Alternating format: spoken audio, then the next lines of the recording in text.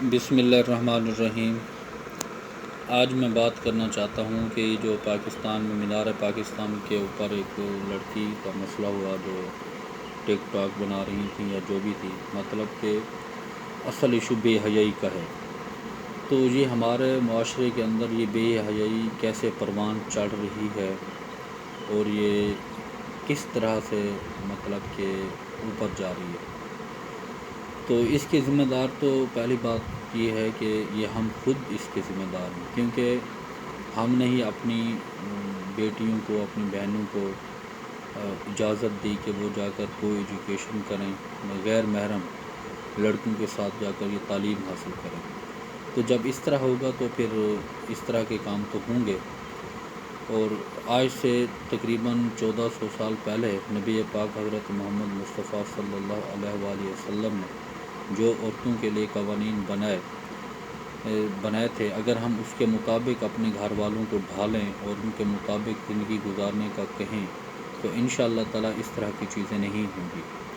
دوسری بات یہ ہے کہ آج بھی ہم اپنے اسلامی جمہوریہ پاکستان میں جس محکمے میں بھی چلے جائیں، کہیں بھی چلے جائیں، ہماری جو لڑکیاں جاب کر رہی ہوتی ہیں وہ کس طرح کا لباس پہنتی ہیں۔ اول تو یہ ہے کہ ان کے سر پہ دوپٹہ نہیں ہوتا اور مختلف چیزیں کر رہی ہوتی ہیں۔ کیا ہم نے کبھی اس کے اوپر نظر ڈالی ہے؟ کیا ہم نے ان کو یہ روکنے کی کوشش کی ہے؟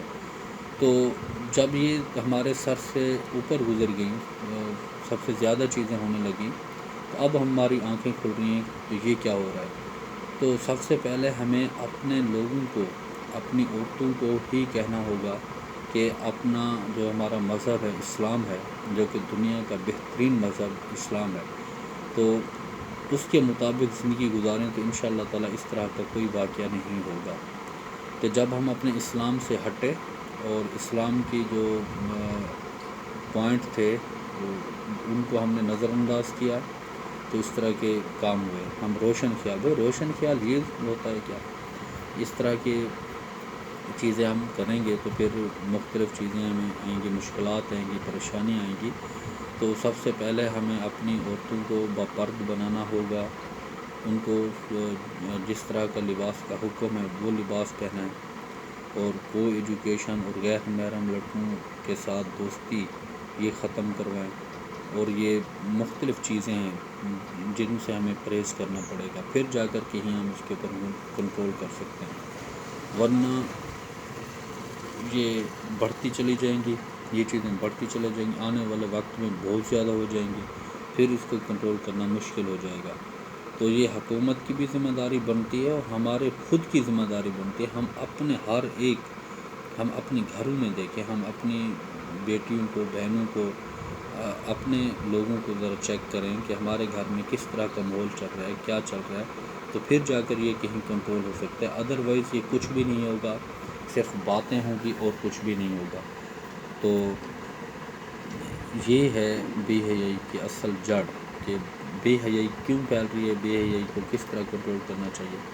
ہمیں اپنے ہر شعبے میں دیکھنا ہوگا، ہر جگہ پر دیکھنا ہوگا کہ کس طرح سے ان کو جو ہے کنٹرول کیا جائے، اور ان کو ہمیں کون سی تعلیم دی جائے، تربیت کیسی کی جائے۔ تو یہ کوئی تربیت تو نہیں ہے کہ ہم نے کوئی ایجوکیشن بھیج دیا، ہمیں پتہ ہی نہیں ہے کہ وہ کیا ہو رہا ہے وہاں پر یا وہ کیا کر رہی ہیں۔ تو جب ہمیں یہ پتہ نہیں ہوگا تو پھر ہمیں ٹی وی سے پتہ چلے گا کہ یہ ہو گیا یا فلان ہو گیا، تو اس کے لیے ہمیں بہت زیادہ مشکلات اٹھانی پڑیں گی اور بہت زیادہ شرمندگی اٹھانی پڑے گی۔ ہم ایز اے مسلم، ہم ایک مسلمان ہیں، تو ہمیں اپنے جو بھی ہمارا معاشرہ کہتا ہے، جو ہمارا کلچر کہتا ہے، ہمیں اپنی زندگی اس کے مطابق گزارنی چاہیے۔ تو انشاءاللہ تعالیٰ ان پر اگر ہم عمل کریں گے تو بہت سارا ہمیں فائدہ ہوگا۔